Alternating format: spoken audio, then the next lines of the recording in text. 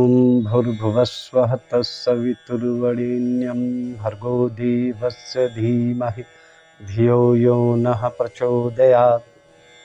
छठ पर्व की शुभकामनाएं, ढेर सारी मंगल कामनाएं।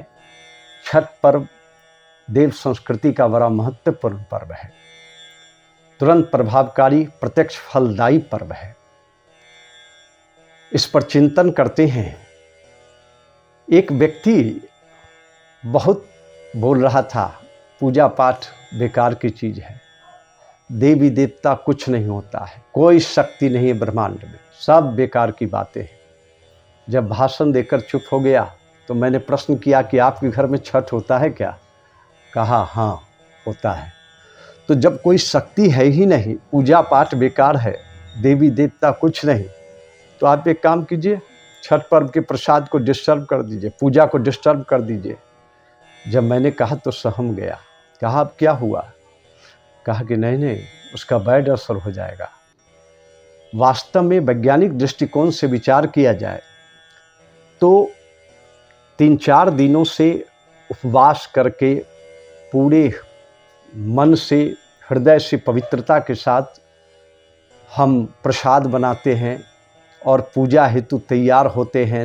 नदी के किनारे जल में खड़ा होकर, तालाब के किनारे जल में खड़ा होकर पूजा करते हैं। जल गुड कंडक्टर है, उसमें बिजली की तार गिर जाए तो बहुत तेज गति से करंट प्रवाहित होती है।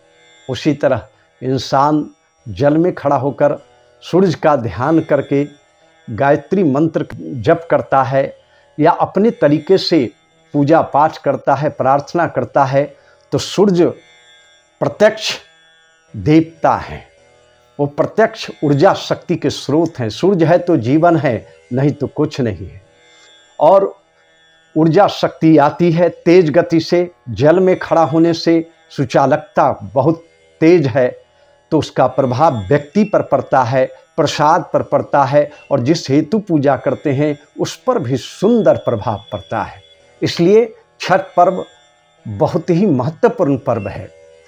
छठ पर्व में पूजा करने वाले लोग पूर्ण श्रद्धा विश्वास के साथ पूजा करते हैं। श्रद्धा विश्वास की पराकाष्ठा है। किसी संत से एक व्यक्ति ने पूछा, वेयर इज गॉड, ईश्वर कहाँ है?